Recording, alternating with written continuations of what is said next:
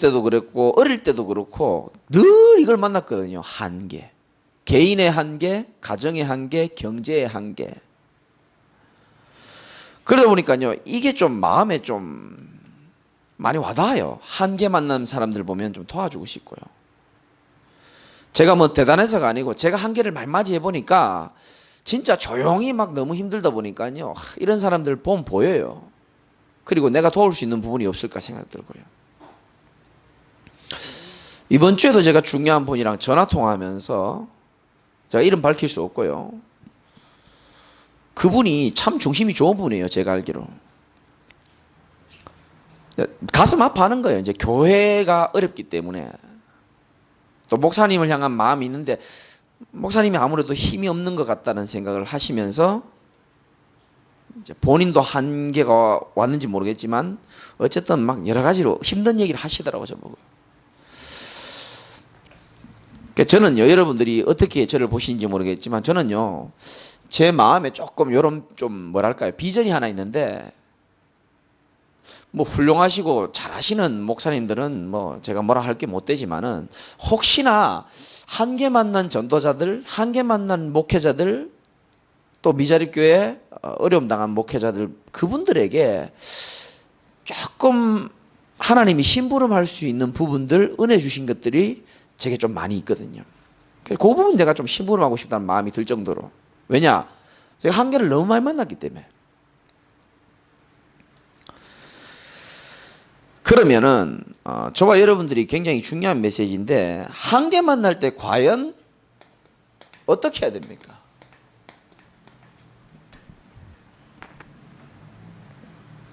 한계 만났을 때 어떻게 해야 됩니까? 흰 티 입으신 저 뒤에 계신 분. 그럼 대답 한번 해보시죠. 하나님을 믿는 사람이 한계가 왔어요. 어찌해야 됩니까?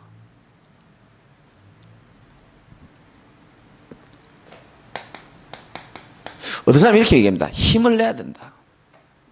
또 힘을 줘야 된다. 힘을 내야 될 사람들은요, 하나님 자녀 중에 저는 10%밖에 안 된다고 생각합니다. 아니, 목사님 무슨 말씀이십니까? 그러면 힘 빼란 말입니까? 힘을 내야 될 사람은 10%라고 생각합니다. 저는. 나머지 90%는 한계가 왔을 때 뭐 해야 되는지 아십니까? 이거 해야 됩니다. 90%의 사람은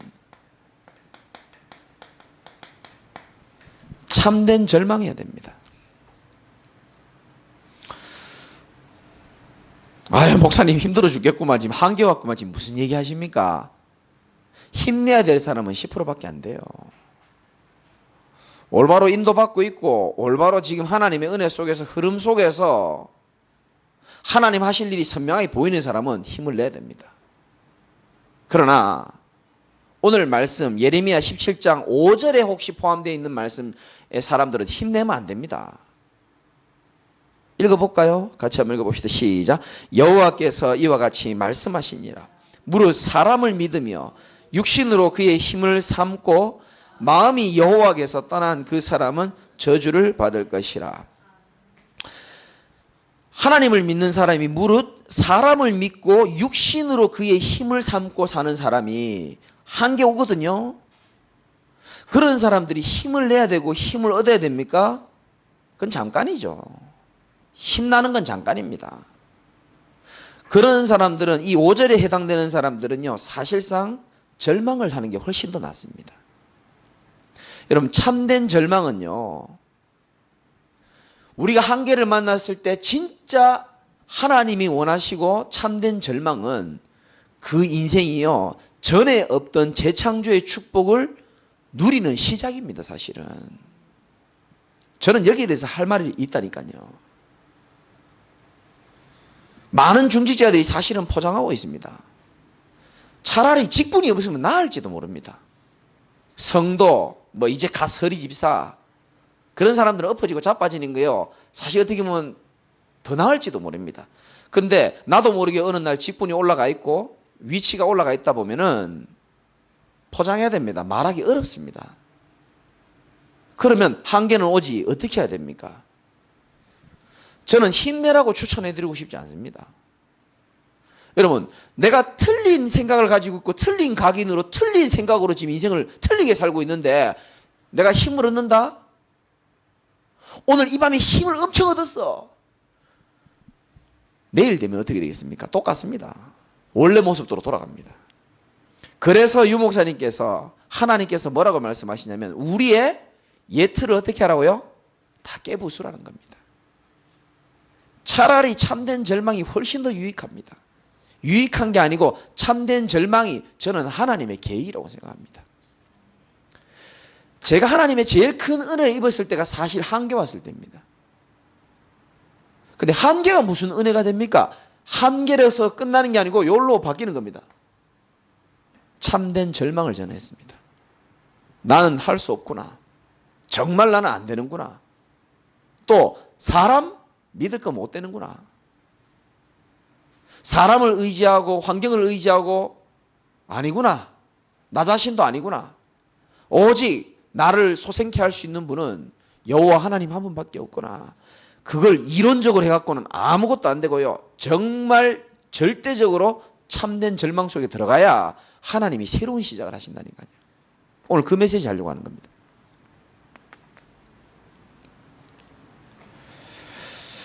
여러분 이렇게 생각하시면 됩니다. 왜 내게 한계가 왔느냐? 가만히 생각해 보면요. 인정하고 싶지 않지만 어떻게 보면 당연한 일입니다. 당연히 올 수밖에 없는 거예요. 아니 어떻게 내가 이런 일을 당하느냐? No, 아닙니다. 당연히 와야 될 게 온 겁니다.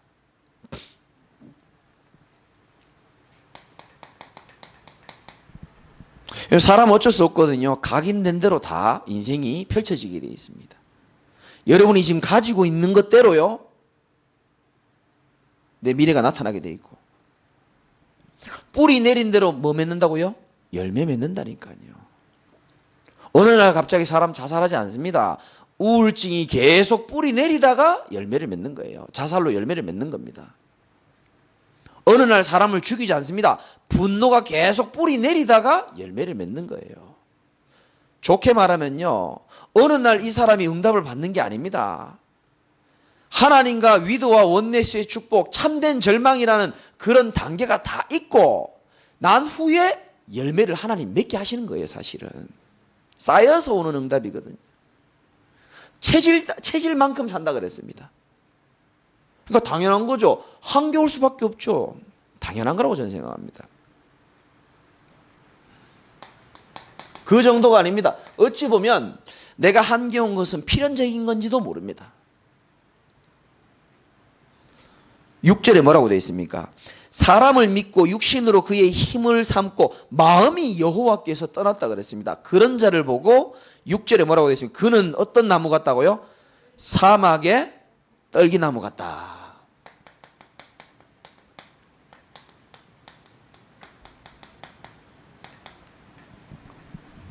사막의 떨기나무인데 당연히 한계 올 수밖에 없죠. 여러분 중동 가봤습니까? 전 중동 가봤거든요. 엄청 더워요. 그 사막에요. 나무가 제대로 살 수 있습니까? 사막의 떨기나무 같아서 좋은 일이 오는 것을 보지 못하고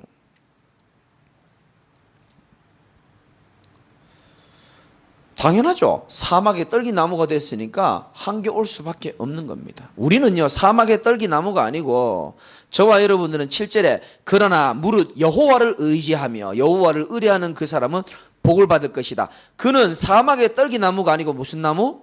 물가에 심어진 나무.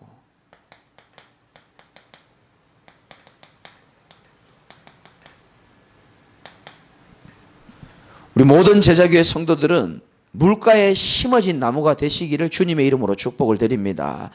물가에 심어진 나무는 사막의 떨기나무랑 달라요. 그 뿌리를 어디에 뻗쳤다고요?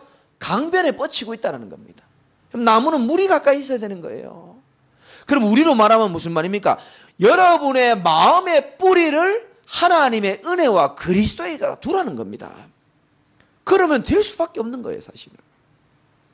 마음의 뿌리 어디 있습니까? 그걸 지금 말하는 겁니다.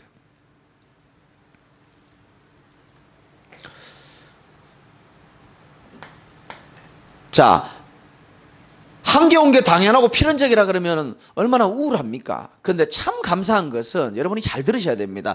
하나님의 절대적인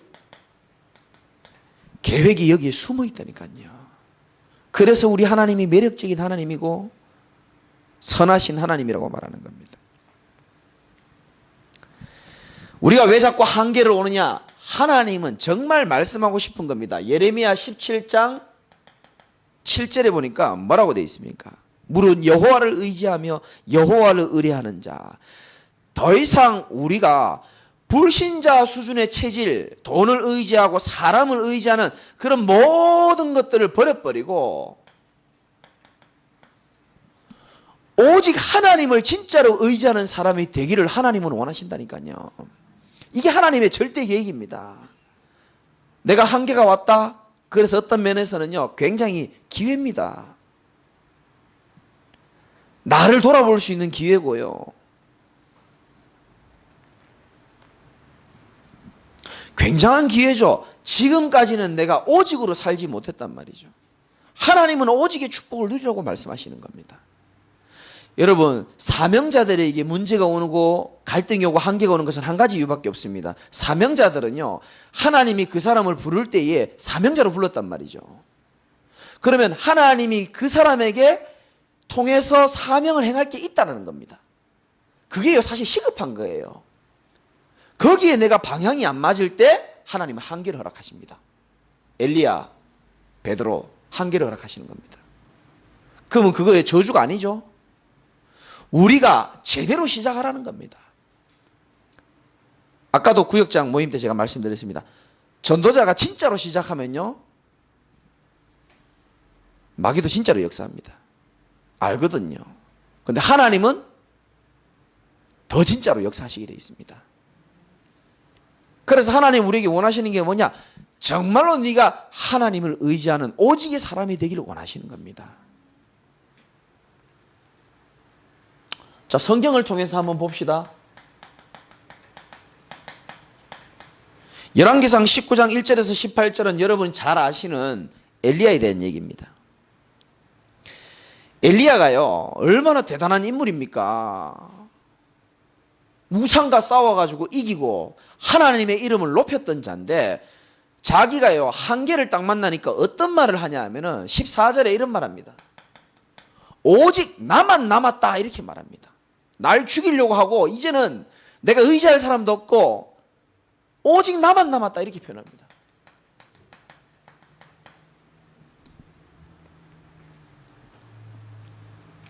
이 한계 오면요, 자기 자신밖에 안 보이는 겁니다. 나만 남았다는 거예요. 이 나만이 남는 겁니다. 나만 힘들다는 겁니다. 나만 괴롭고 나만 외롭고 오직 나만 남았다. 왜냐하면 한계 오면 어쩔 수 없어요. 이 대단한 엘리야도요, 자기만 보이고 환경만 보이고 육신적인 것만 보이게 되는 겁니다. 엘리야는 나만 남았다라고 말하지만 하나님께서는 18절에 뭐라 그랬냐면은 하나님은 바알에게 무릎 꿇지 않은 자 7,000명을 남겨놨다고 얘기하는 겁니다. 여러분, 나만 남았고 나만 괴롭고, 아니요. 바알에게 무릎 꿇지 않은 7,000명이 하나님 지금 예배해놓고 기다리고 있다니까요. 그 일에 너를 사용하려고 하고 있다. 하나님 우리에게 주시는 메시지입니다. 너를 전도자로 내가 불렀기 때문에.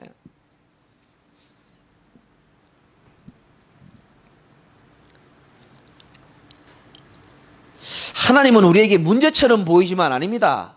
오직 나만 왜 이러냐는 겁니다. 아니요.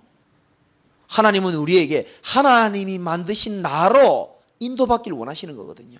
그래서 하나님은 말씀을 먼저 던지시고 우리를 바꿔나가시는 겁니다. 옛 틀을 깨고 새 틀을 갖춰라. 하나님이 볼 땐 시간표입니다. 하나님 행하시는 일을 보게 되리라. 그러니까 많은 문제처럼 보이는 것처럼 보이지만 사실은 하나님의 절대적인 계획이 우리의 옛 틀이 깨지고 오직 하나님만 바라보면서 하나님의 사명을 감당할 수 있는 사람으로 새롭게 시작되라고 하는 하나님 사인입니다. 어떻게 보면. 요한복음 21장에 보면 3절에 그렇게 신앙 고백을 했던 베드로와 그의 동료들, 그들이 인생의 한계 앞에 틀린 길을 선택하잖아요. 21장 3절에 나는 물고기 잡으러 가겠다. 그들이 우리도 함께 가겠다 하고 배에 올랐으나 이 사람 잘 따라다녀야 돼요. 그거 왜 따라갑니까? 근데 따라가는 동료들이 공통점이 있다는 거 아시죠? 따라가는 동료들이 총 한 7명 정도 되는데 그 중에 2명은요 신앙 고백을 했던 사람들입니다. 다 끼리끼리 모여요. 절대로 주를 버리지 않겠다는 베드로, 또 신앙 고백했던 나머지 2명 똑같이 신앙 비슷하게 고백했는데 자기의 한계에 못 이겨가지고요 옛날로 돌아가는 겁니다. 근데 대단한 놀라운 말씀이 나오죠. 나는 다시 물고기 잡으러 가겠다라고 말하고 친구들도 따라갔는데 그날 밤에 배에 올랐으나 아무것도 잡지 못하였다. 이렇게 나옵니다.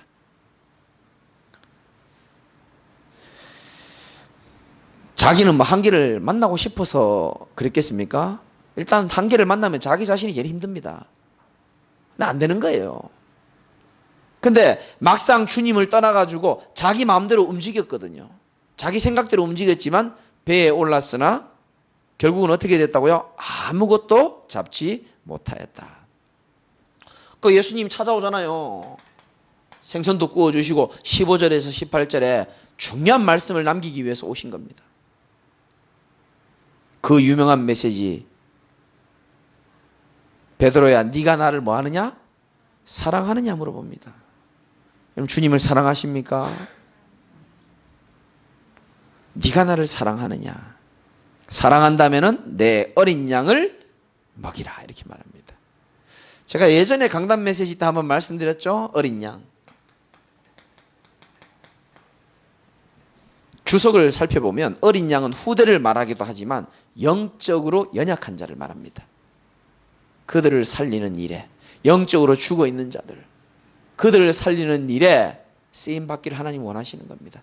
그래서 아무도 찾아오지 않는데 주님이 그 한계 만난 그곳에 주님이 직접 찾아가 주신 거예요. 여러분 진짜 복음을 가지고 하나님의 사랑 안에 있는 자는요 자기가 인생을 포기한다 할지라도 하나님은 그를 포기하지 않는 줄 여러분이 꼭 믿으시기 바랍니다. 포기하지 않습니다.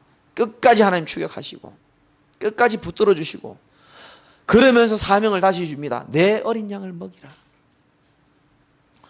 오늘 여기는 교역자도 계시고 사역자들도 계시고 한데 여러분들이 진짜요 마음에 어떤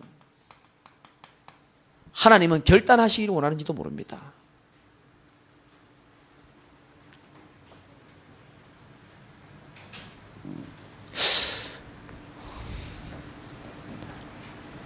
제가 운동을 하면서 영남초등학교 앞에를 딱 지나가면요 어떻게 보면 우리 성도 아닙니까?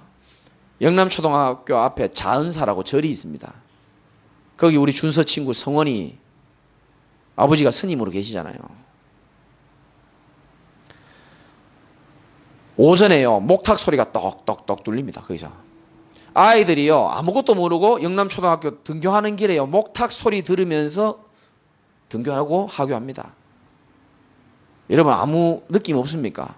초등학교 앞에 절이 딱 버티고 있고요 거기 목탁 소리를 들으면서 아이들이 등교합니다. 하교하고 대낮에는요 335 짝을 지어가지고 2단 사이비들이요 무더위도 아랑곳하지 않고요 막 치고 들어갑니다. 밤에는 흑암문화들이요 날개를 펴니다. 하나님 없는 세상에 쾌락으로 하나님을 대신하라고 성공으로 대신하라고 흑암문화, 음란문화, 타락문화가요 모든 지금 지역을 삼키고 있습니다. 이게 지금 우리 실정입니다. 사실은. 근데 여러분 가슴은 어떻습니까? 그래서 하나님 원하시는 겁니다. 내가 너희를 복음을 주고 너희들을 불러일으킨 것은 생명 살리고 어린 양 살리고 지역 복음을 하기 위해서 너를 불렀다는 겁니다. 그런데 마귀는 한계 오게 딱 만들어버리죠. 왜? 이거 모르고 이거 못하도록 만드는 겁니다. 그래서 우리 영적 싸움 해야 됩니다. 어떤 면에서는. 저는 하나님이 참 좋아요. 너무 매력적이시고요. 이거 알면요. 하나님의 절대 계획을 몇 번 느껴보면요. 눈치도 빨라지고요. 하나님이 저와 우리 교회를 어떻게 지금 이끌고 가시는지 여러분 눈치를 채야 됩니다. 진짜요. 하나님이요. 큰 오래된 그 예틀 있잖아요. 평생을 내가 갖고 왔던 그 예틀 어찌 보면은 그거 하나님이요. 깨는 작업을요. 지금 계속 하고 계시다니까요. 우리 개인과 교회와 현장과 지역에. 나만 깨고 있습니까? 저는 진짜 내 수련회 가서 좀 얘기해 보려고 지금 생각하고 있는데 하나님이 하시는 일이요 엄청납니다. 지금 오래된 예틀을 깨버리고요, 사단이 지금 우리 한계에 묶여가지고 지역 복음하고 뭐고 지금 다 손 놓게 만들어 버리는데, 하나님이 시간표가 되다 보니까요 문제 사건을 통해 가지고 우리 마음을 하나님께로만 향하도록, 오직 하나님의 사명을 감당하고 오직 복음 전하는 교회 세우도록, 현장 살리도록 하나님 그렇게 결단하기를 원하신다니까요. 저는 이게 사람의 결단이라고 생각하지 않습니다. 하나님의 결단인 줄 믿으시기 바랍니다. 하나님이 결단하시고 계시는 거예요. 사람이 결단한다고 됩니까? 안 되잖아요. 하나님의 결단인 줄 믿으시기 바랍니다. 저는 수련회도 중요하지만 수련회 이후 더 중요하다고 생각하고요. 수련회 하나님 행하실 역사 중요하지만 그 이후에 하나님 행하실 일이 저는 미리 보이고 믿어집니다.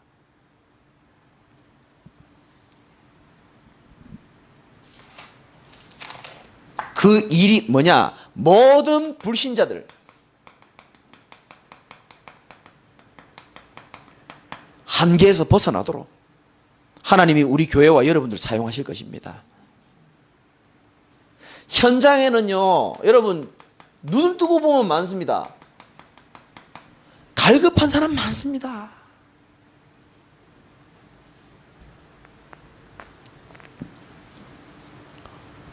우리 청년이 그랬잖아요. 최근에 온 세 가족이 현장에서 양육하는데 본인이 고백했어요. 자기 너무 힘들고 어렵다 보니까 갈급해가지고 막 성당이라도 가고 싶고 막 교회라도 가야 되는지 절이라도 가야 되는지 어디라도 막 가고 싶었다 그러잖아요. 갈급한 자가 있다니까 현장에. 우리가 복음의 눈을 떠서 보면은요 그 전부 다 하나님 필요한 영혼으로 보이게 돼 있습니다. 여러분 갈급한 자도 있고요, 현장에는 굉장히 충성된 자도 있습니다. 또 현장에는 사명자도 있습니다. 이 사람들이 하나님의 예비한 사람이 맞다면은 어디에 반응합니까? 어디에 반응하죠? 반드시 복음에 반응하는 줄 믿으시기 바랍니다.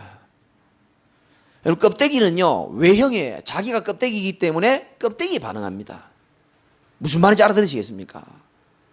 껍데기 인생들은요 자기가 껍데기이기 때문에 교회도 껍데기 보고 외형 보고 그런 거 봅니다. 근데 본인이 진짜인 사람들은요, 진짜 하나님이 제자로 부르시고 복음이 필요한 사람은 껍데기가 중요한 게 아니라는 걸 안단 말이죠. 진짜 생명이 중요하고 복음이 중요하다는 사실을 들어보면 압니다. 아, 이게 내 인생의 해답이구나. 반드시 복음에 반응하게 돼 있거든요. 그리고 뭐에 반응하느냐? 사명자들은요, 충성된 자들은 전도 선교에 반응하게 돼 있습니다. 내가 이렇게 복음을 듣고 살았는데 내 가족들과 복음 모르는 사람들을 향하여 마인드가 오게 돼 있어요.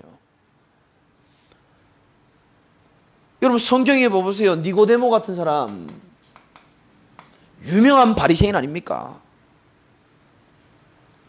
이 사람이요 예수님을 밤늦게 찾아왔어요. 왜? 부끄럽거든요.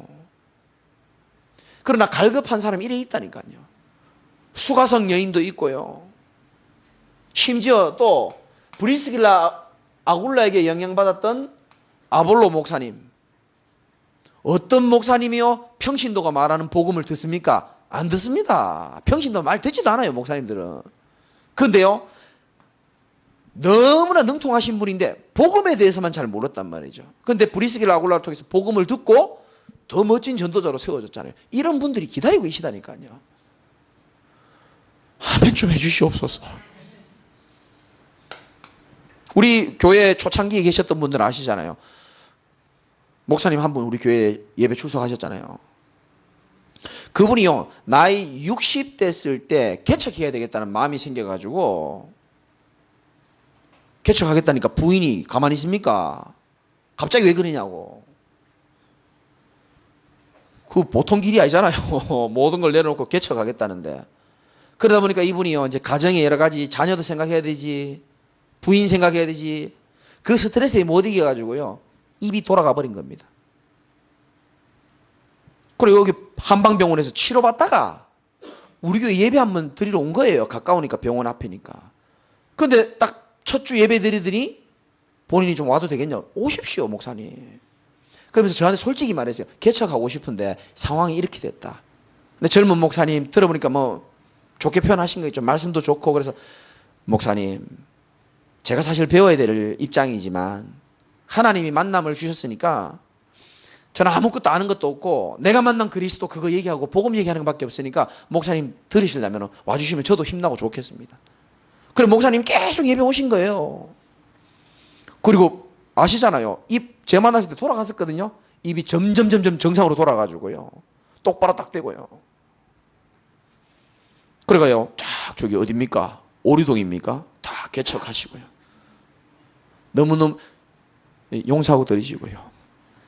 자기가 평생 60평생 그 존경하는 목사님 세 분이 계시는데 세 번째가 저더라고요. 그래서 제가 너무 부끄러워가지고 목사님 그러지 마시라.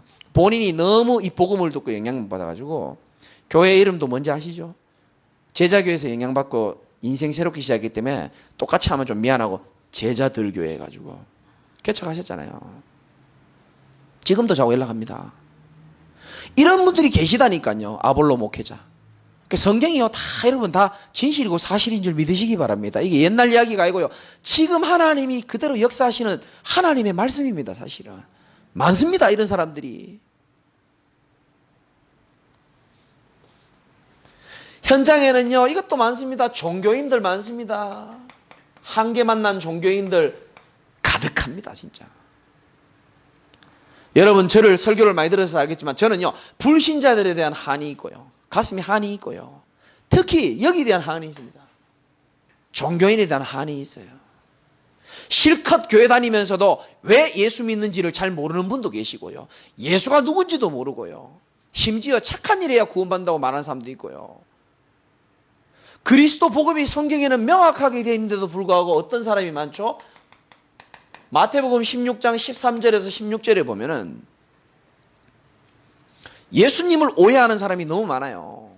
한마디로 말하면 예수를 오해하는 사람이 많습니다. 예수님을 세례 요한으로, 엘리야로, 선지자 중에 한 명으로 그냥 그렇게 생각하는 거예요. 그러니까 유튜브에요, 내가 교회를 떠난 이유 하면서요, 당당하게요 유튜브 올리더라고 어떤 사람이요. 내 기가 차더라고. 내가 보니까요, 내가 교회를 떠난 이유, 열심히 일했는데 직장 한 번쯤 빠져야 되는데 목사님 빠지니까 야단치고, 직장에서는 나는 왕따 당하고, 난 그래서 교회를 떠났다. 교회를 떠난 이유는 맞지만 저는 질문하고 싶어요. 당신 예수를 믿는 이유를 진짜 알고 있냐고. 그거 모르니까 교회에 대해서도 흔들리는 거거든요. 근데 이런 사람들이 참 많습니다. 오해한 분들, 예수님을 오해하면요, 기도도 오해하게 돼 있습니다. 예수님을 오해하신 분들은 신앙도 오해한 색깔대로 나오게 돼 있습니다. 예수님을 세례 요한으로 생각하는 사람들은 사회의 정의를 굉장히 강조합니다. 예수님을 엘리야로 생각하는 분들은요, 지금도 능력 받기 위해서 최선을 다합니다. 불 받기 위해서 최선 다하고요. 실제로 그런 분들 많아요. 여러분, 그건 맞다고 생각하십니까? 우리 인간이 능력을 받아야 되고 불을 받아야 됩니까? 저는 아니라고 생각합니다. 이미 우리를 구원하신 전능하신 하나님은 능력 중에 능력자요, 만왕의 왕이고 만주의 주라고 말했거든요. 그분과 함께하는 게 그게 가장 큰 축복 아닙니까, 사실은. 그러니까 예수님을 오해한 사람은 신앙도 오해한다니까요. 그래서 대표적으로 보면 뭡니까? 한국 교회도 많고 또 뭐 다른 데도 많이 있지만 율법주의 많잖아요. 복음은 사람을 살리는 건데요, 율법은 사람을요, 이게 살리지는 못합니다. 율법주의는 우리가 똑바로 해야지만 되고요, 막 그런 거 있잖아요. 그래서 불신자들도 그런 종교인들의 신앙 색깔 때문에 오해하고 교회를 못 오는 거예요. 교회 가려면 술, 담배 다 끊어야지만 가야 된다고 생각하잖아요. 아니잖아요. 안 끊어도 교회 와고 예수 믿는 거는 또 다른 부분 아닙니까? 사람들은 그렇게 생각하는 겁니다. 복음을 왜 오해하겠습니까? 사람들이 그렇게 보이니까. 율법주의. 신비주의입니다. 다시 말씀드립니다. 우리 교회 제가 인수할 때 그 어르신 목사님이 저한테 하신 말씀. 다시 말씀드립니다. 이 앞에요. 매트리스 같은 게 한 3개 깔려 있더라고요. 제가 처음에 오니까. 전기장판 전기 꼽혀 있고요. 이게 뭐냐 물어보니까 여기서 이제 질병 낫게 하는 이제 그런 기도한다는 거예요. 근데 그분이 이제 잔금 다 받고 난 다음에 하신 말씀이에요. 젊은 목사. 사람 병 치료해주고 그거 아닌 것 같더라면서. 본인이 그걸 몇 년을 했는데 이거 아닌 것 같다는 거예요. 왜냐? 병 치료받으면 병 낫는 게 목적이었지 예수를 아는 게 목적이 아니기 때문에 병 나으면 또 예수 안 바라본대요. 병 나으면 병 낫기 위해서 왔기 때문에 병 나으면 이제 끝난 거예요. 이제 뭐 굳이 신앙생활 안 해도 되는 거 기도 안 해도 되는 겁니다. 왜? 목적이 그거기 때문에. 그래서 그분이 저한테 말했습니다. 말씀으로 사람이 치유되는 거지 이거 아닌 것 같다고 얘기했다니까요. 절대 당신은 젊은 목사님 이런 거 하지 마라 그러더라고요. 이거 할 줄도 모릅니다. 그래서 사용 설명서도 모릅니다. 저는.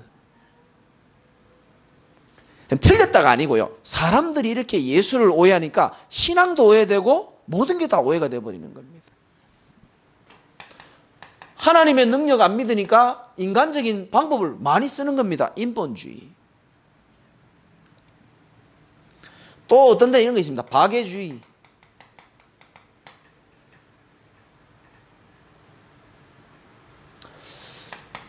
예수님이 왜 사람들에게 내가 누구냐고 물어봤는지 아셔야 됩니다.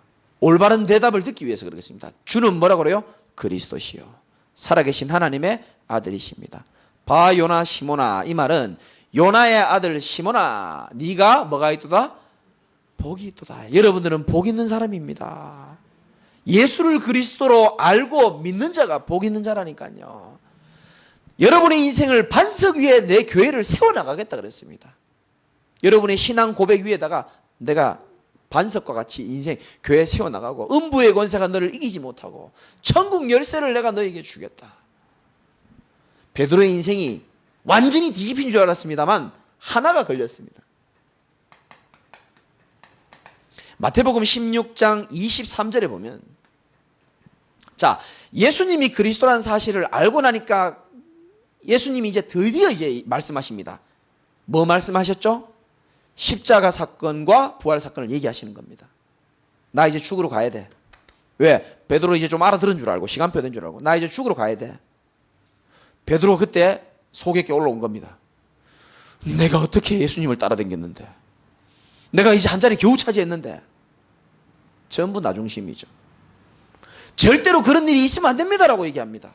당연히 그 일은 있어야 되는데 그때에 예수님이 좀 심하게 말씀하신 것처럼 보입니다. 사탄아 내 뒤로 물러가라. 네가 하나님의 일을 생각하지 않고 뭐를 생각한다고요? 사람의 일을 생각하는 겁니다. 여러분 이게 종교인의 한계입니다. 종교인은요 사람의 일은 너무 생각 잘해요. 하나님의 사람은요 하나님의 일을 생각합니다. 여러분도 그런 제자 되시기를 주님의 이름으로 축복합니다. 하나님의 사람은 하나님의 일을 생각한다니까요. 도대체 하나님이 교회를 왜 세웠으며 도대체 하나님이 여러분들을 이 자리에 왜 불렀는지를 생각해 보시기 바랍니다. 하나님의 일을 생각해야 되는 겁니다. 근데 사람의 일을 생각하는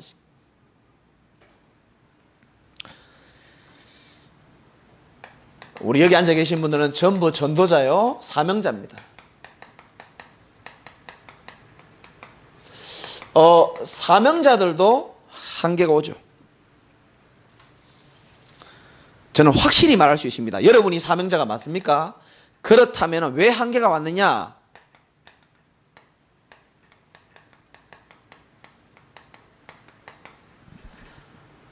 그게요 저주가 아니고요 그게 고통이 아닙니다. 하나님이 만드신 나로 하나님이 새롭게 시작하라는 겁니다. 이제는 네가 하나님이 만드신 나로 살아라는 겁니다. 여러분 제품도 그렇잖아요. 제조 목적대로 살아갈 때 제일 그게 완벽한 겁니다. 하나님이 여러분을 부르시고 하나님이 지금까지 복음 주시고 훈련시키시고 위기 가운데도 살려놓으시고 위기도 넘어서게 하셨습니다. 그런 와중에 하나님 행하신 일을 보면서 이제 하반기 시작할 때입니다. 하나님이 만드신 나로 여러분이 살아가시기를 주님의 이름으로 축복합니다. 더 이상 하나님의 음성이에요. 더 이상 사단이 유혹하는 나로 살지 말고, 사단이 이끄는 나로 살지 말고, 사단과 타협하는 나로 살지 말고. 왜냐하면 지금 시급하기 때문에 그런 거예요. 여러분, 누가 이 금요일 밤에 복음의 중요성을 이렇게 강조하고 전도에 대한 얘기를 이렇게 말하는 분들이 과연 얼마나 있겠습니까? 이 지역과 사단에게 묶여있는 이 시대를 하나님 보시면서 부족한 종을 통해서 하나님이 우리에게 말씀 주시는 것 아닙니까? 하나님이 만드신 나로, 하나님이 만드신 교회로 하나님은 그렇게 디바구기를 원하신다니까요. 그래서 걸려있는 게 뭐냐? 이겁니다. 예틀. 이걸 깨라는 겁니다. 근데 예틀이 그대로 있는데 우리는 자꾸 힘을 얻으려고 한단 말이죠. 그러면 어떻게 되겠습니까? 그래서 참된 절망을 하는 게 훨씬 더 낫습니다. 내가 말씀과 상관없이 내가 지금 살아왔구나. 내가 이제는 하나님이 만드신 나로, 전도자의 삶으로 살아가시기를 주님의 이름으로 축복합니다. 여러분, 원단 메시지 1강 한번 다시 한번 들어봐 보세요. 결국 이 내용입니다. 바리새 교회를, 예틀을 깨고 초대교회, 사제와 교황이 중심이 되는 것이 아니고 평신도들이 현장의 목회자가 되어서, 원단 1강에 나오는 메시지입니다. 하나님이 만드신 나로, 전도자의 삶으로. 제가 왜 이렇게 열려면서 얘기하냐? 제가 결단했기 때문에 그런 겁니다. 운동도 시작했고 여러 가지 내가 지금 많이 지금 틀을 깨고 있습니다. 자세한 것은 수련회 때 다시 한번 말씀드리기로 하고. 여러분, 사명자가 한계가 와서는 안 됩니다. 그런데 왜 한계가 오느냐?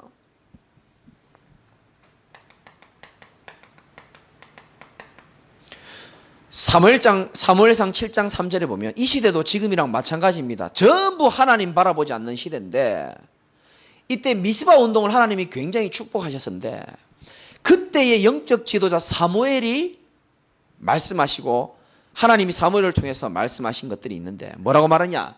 너희가 전심으로 돌아오려거든, 이렇게 말합니다. 이방신을 제거하고,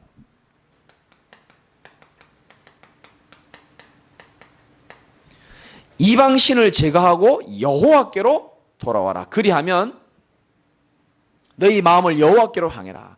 그리하면 내가 블레셋의 손에서 너희를 어떻게 한다고요? 건져내시리라. 여러분, 우리가 블레셋 자꾸 예수 이름으로 헐감결박할 게 아니고, 하나님 우리에게 뭘 원하시냐? 예틀에 묶여있는, 우상에 묶여있는 나를 하나님 제거하기를 원하시는 거예요. 제일 어려워요. 사실은 이거 사단이 가장 오랫동안 붙잡고 있는 겁니다. 한마디로 말하면 우상입니다. 형상 우상을 제가 말씀드리는 거 아닙니다. 사상 우상. 사람이 우상 되기도 하고 돈이 우상이 되기도 하고요. 여러 가지가 있잖아요. 우상 될 수 있는 것들이. 이 한계를 벗어나기 위해서 이방신을 제거하고 그만을 바라보라. 여러분, 수많은 사명자들, 아까도 말씀드렸지만 엘리야들, 베드로들, 한계가 온 거는 똑같죠. 근데 하나님의 메시지도 똑같습니다. 결국은 엘리야 보고 뭐라 그랬습니까? 바알에게 무릎 꿇지 않은 7,000명이 기다리고 있다. 베드로 보고 뭐라 했습니까? 내 어린 양을 먹이라. 무슨 말이죠? 할 일이 있다는 겁니다. 여러분이 아무리 피곤해도, 여러분이 아무리 헷갈려도 하나님이 주신 천명, 소명, 사명을 이 밤에 다시 확인하시기를 주님의 이름으로 축원하고요. 여러분이 사명을 따라 움직일 때 하나님은 제일 강력하게 역사하십니다. 정말입니다. 가장 작은 일부터 찾으십시오. 가장 당연한 것부터 찾으시고요. 특히 말씀 안에서 찾으셔야 됩니다. 우리를 향한 하나님의 절대적인 사명이 뭡니까? 이 복음으로 생명운동하기를 원하시는 겁니다. 나는 여기 앉아 계신 분들이 진짜 생명운동의 주역으로 한 시대에 하나님의 마음을 시원케 하는 제자들로 하나님이 부르셨다고 저는 확신하거든요. 다른 운동이 아닙니다. 진짜 사람을 세우는 양육운동, 진짜 우리 지역을 살리는 지교의 운동입니다.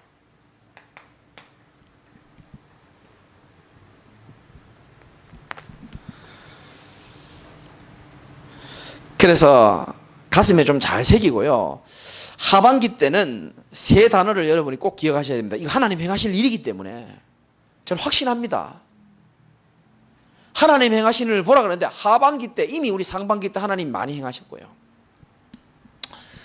수련의 둘째 날은 팀별 포럼이 있습니다. 그때 뭐 하시냐 하면은, 우리 조장님들은 기억하십시오. 누가 조장인지도 내가 아직 얘기도 안 했는데 왠지 내가 조장일 것 같다 싶은 분은 꼭 기억하시고요. 뭐 포럼 하느냐? 말씀 그대로 하나님 행하시는 일에 대해서 포럼하시면 됩니다. 그리고 조장님들은 잘 말해 주십시오. 팀원들이 뭐라고 말할지 모르겠습니다만 하나님 행하시는 일이 뭔지도 말씀해 주시고, 예틀 포럼하시고 새틀 포럼하시고, 아직 안 깨졌으면 안 깨졌다고 솔직히 얘기하시고요. 좀 깨달라고 좀 해주시고요. 상반기에 이어서 하나님 행하실 일, 결론, 여러분이 세 단어를 마음에 좀 새겼으면 좋겠습니다. 영어로 써서 죄송하고요. 첫 번째는 캠프입니다. 캠프는 뭐냐? 뭐죠? 빛을 발하는 겁니다. 일어나라. 뭐라 그랬습니까? 빛을 발해라. 여호와의 영광이 내 위에 이미 임하였다 그랬거든요. 발하면 되는 겁니다. 캠프를 통해서 우리는 시스템을 곳곳에 만드는 겁니다. 저는 원래 참 감사한 게요, 새가족 시스템 생겼죠. 시스템 생긴 게 한두 개가 아니에요. 하나님께서 모든 개인과 교회와 현장에 시스템을 세우라는 겁니다. 그래서 여러분 여기 계신 분 중요한 분들이니까 내가 아무리 부족해도 상관없습니다. 내가 이제 복음으로 사람을 살릴 수 있는 전도자로 좀 도전하셨으면 좋겠고요. 양육자로 도전 좀 하시고. 그래서 우리는 시스템을 통해서 결국을 뭘 남기느냐? 하나님이 가장 원하시는 제자를 남기는 겁니다. 디사이플. 복수겠죠? 제자들을 남기는 겁니다.